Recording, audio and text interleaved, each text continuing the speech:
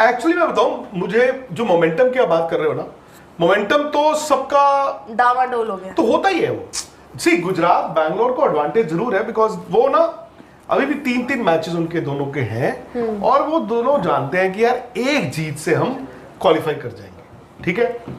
Beyond that उनको भी सोचने की अब जरूरत नहीं है ज्यादा, बिकॉज बैंगलोर में थोड़ा सा ill be hit. Gujarat I think अभी कोई उनको बटलर लीग स्टेज के बाद अभी दिक्कत यही है कि ये इस बार एक्चुअली साम सीढ़ी है। क्या आप प्लेऑफ में पहुंच गए हो और आपके जी 4 प्लेयर नहीं है, आप क्या करो। इसमें मुंबई बड़ा स्मार्ट रहा है, उन्होंने पहले ही जुगाड़ कर लिया ना। मुंबई ने देखो रिप्लेसमेंट्स भी जो प्लेऑफ के लिए रखी हैं, जॉनी बेयरस्टो और भाई 2-3 मैच के लिए तो बंदा पटाखा है, ठीक है ना। बाकी आई डोंट नो क्या है। मुझे थोड़ा सा ये भी लगा कि बीसीसीआई ने जो रिज्यूम किया आईपीएल, किस वजह से मुझे नहीं समझ आया कि आपने मंगलवार फाइनल करवाया ना, ट्यूसडे, और नॉर्मली आप संडे कराते हैं। तो मुझे लग रहा था कि अब 1 जून बाय ऑल मींस इस टूर्नामेंट को खत्म कर देंगे, बल्कि आप लोगों ने पहले यह बताया था कि देयर इज अ मूव कि वो 30 मई को खत्म कर दें। उनका मैक्सिमम जो जिस दिन ये बातचीत हुई थी ना, उनका मैक्सिमम टारगेट था 1 जून। 1 जून को उन्होंने ये सोचा था कि हम 1 जून को खत्म कर देंगे आईपीएल, लेकिन वो 2 दिन जो बढ़े तुक नहीं बनता। वो 2 दिन कैसे बढ़े वो मुझे समझ नहीं आया। बीच में 2 दिन का गैप मुझे अपनी पता शेड्यूल मैं ध्यान से देखता हूं। आई थिंक थोड़ा सा और स्मार्टली 1 दिन और डबल हेडर डाल देते। हाँ, क्योंकि 2 ही डबल हेडर है। तो एक दिन आप जैसे फॉर एग्जांपल जो लास्ट लीग डे होता, लास्ट लीग डे 4 टीमें खेलती हैं, तो अभी आपको मालूम है कि 4 टीमें कौन सी नहीं जाएंगी। अब उनका लास्ट दिन मैच रख देते और जो शनिवार खेली होती उनमें से कोई खेल रहा होता, फिर आप मंडे उसको पहला क्वालिफायर बंद करा देते। सही बात। बिना ब्रेक दिए। नहीं बेटा, आपको देखो, आप बोल रहे हो कि लास्ट कम करा देते। अब लास्ट 3 मैच क्यों करा दिए? बस समझ ही नहीं आया। और टिकटें कहां से लाओगे? मुझे जब पता चला कि दिल्ली में 3 मैच है, मैंने कहा अरे यार ये क्या हो गया। बीपी लो हो गया था। ये नहीं होना चाहिए। मेरा अभी तक तो नहीं, कल से होगा। तो इसका मतलब आपके पास टिकट्स हैं? मैं इन्हीं को बोल रहा हूँ। अब तो मेरे पास है नहीं, मेरा तो खत्म हो गया। चलो यार, मैं इन्हीं को बोल रहा हूँ। खुशी आपको एक कॉल करना है। आप भूल गई एक चीज, संडे यहाँ पे गुजरात का मैच है जी, तो आप और वादा जो किया है सर ने वो तो निभाना पड़ेगा। किसने? आपको कॉल करने हैं अभी थोड़ी देर पे। हाँ। नहीं, वैसे आपके पास है ना प्रूफ? क्या?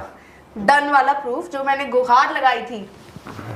नहीं, गुहार आपकी नहीं थी, खैर, बट ये है कि यार रिजेक्टेड, वो जो खत्म।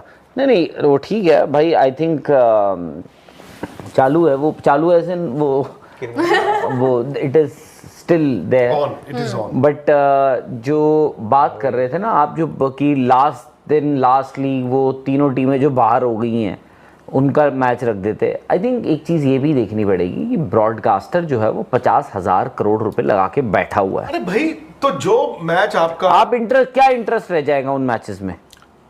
तो मैच कभी ना कभी पूरे आपको तो इतना अच्छा मौका मिला है कि अब आपको पता है, अब एक्चुअली अब आप आईपीएल को और ज्यादा इंटरेस्टिंग बना सकते हो नए शेड्यूल के साथ। कि आपने जो लीग के बाद 1 दिन का हमेशा गैप होता है क्वालिफायर 1, वो गैप ना देते। गैप वाले दिन ब्रॉडकास्टर को क्या फायदा है? किस दिन? प्लेयर्स को 1 दिन का तो सर, तो शनिवार खिलाओ ना उन टीमों को। 6 टीमें ही है ना in the running right now. बड़ा सिंपल है एक्चुअली। जो शनिवार suppose second last day of the, मैं कह रहा हूं सेकंड लास्ट डे, आप उन ऊपर वाली 6 टीमों को रखो और जो last day of the league है उससे सबसे नीचे वाली 4 को दे दो अभी से।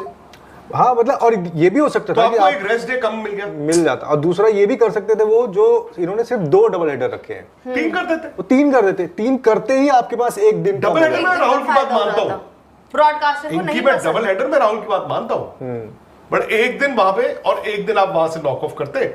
आप कम से कम 1 जून को ही कर देते। आई डोंट नो, काफी टीम्स को फायदा हो जाता उसको लेकर। लेकिन पहले बात कर यार वो हम उससे लिहाज से देख रहे हैं ना, हम खिलाड़ियों के लिहाज से ब्रॉडकास्टर का भी तो देखना पड़ता है ना। They are a major stakeholder. मतलब जो आदमी यार, जो आदमी तो नहीं खैर, बट जो 50,000 करोड़ रुपए आपको देके बैठा हुआ है यार, यू एक्सपेक्ट। अब मैं कहूँ कि जी लास्ट डे मैं करा दूँ राजस्थान और कौन सी हैदराबाद या चेन्नई का, क्या इंटरेस्ट रह जाएगा लोगों का? Dhoni that's it. और क्या इंटरेस्ट है? तो वैसे भी जब ये टीमें खेलेंगी, सीएसके जो था आखिरी लीग मैच होना था उसमें अब जीटी तो एक तरह से अब सीएसके आरआर वाले मैच में इंटरेस्ट से अस्सलाम वालेकुम जी, कैसे हैं आप लोग। तो दोबारा से एक नई वीडियो में आपके साथ जुड़े हैं और वीडियो का जो टाइटल है वो तो आप समझ गए होंगे। आज हम बात करेंगे कि इंडिया का न्यू टेस्ट कैप्टन कौन है। क्या वो जसप्रीत बुमराह है, क्या वो शुभमन गिल हैं, क्या वो केएल राहुल हैं, या फिर इस बार जडेजा या ऋषभ पंत की बारी है। इसके ऊपर ही बात करेंगे कि किसको इस दफ़ा बीसीसीआई आजमाने जा रहा है। रोहित और विराट के बाद यंग टीम इंडिया जिसने इंग्लैंड जाना है, तो क्या वो वहां पर मुकाबला कर पाएगी बाकियों का। तो जसप्रीत बुमराह का नाम ज़ेरे गौर है। जसप्रीत बुमराह इससे पहले भी वाइट बॉल के अंदर के साथ साथ रेड बॉल जो टेस्ट का हमारी 5 मैचों की जो सीरीज़ है उसमें मतलब कि जसप्रीत बुमराह पहले से भी टेस्ट की कप्तानी कर चुके हैं। तो जसप्रीत बुमराह के जो चांसेस हैं ना वो इस लिस्ट में सफ़े अव्वल पर है। उसके बाद हम बात करते हैं गुजरात टाइटन के कप्तान शुभमन गिल की। उनकी परफॉर्मेंस जिस तरह से अभी जा रही है, जिस तरह से वो जीटी को लेकर आईपीएल के अंदर स्टैंड कर रहे हैं, तो बहुत चांसेस हैं कि गुजरात टाइटन के जो शुभमन गिल हैं उनको मौका दिया जाए, क्योंकि कैप्टनसी के अंदर उनकी परफॉर्मेंस के अंदर डिप नहीं आया। वो किस तरह से मतलब कि कूल काम कैलकुलेटेड माइंड में रहकर उन्होंने मतलब कि मैचेस अपनी टीम को जितवाए हैं। तो शुभमन गिल भी हमारे पास एक है। शुभमन गिल हमारे पास 1 डाउन की दौर में बैटिंग करते हैं और शुभमन गिल जो हमारे पास एक बेस्ट विकेट कीपर मतलब कि बेस्ट कैप्टनसी की चॉइस रहेंगे टीम इंडिया की टेस्ट कैप्टनसी में। मैं इनको अगर अपनी लिस्ट में दूसरे नंबर पर रखूंगा, तीसरे नंबर पर मैं जिसको रखूंगा ना उसका नाम है केएल राहुल।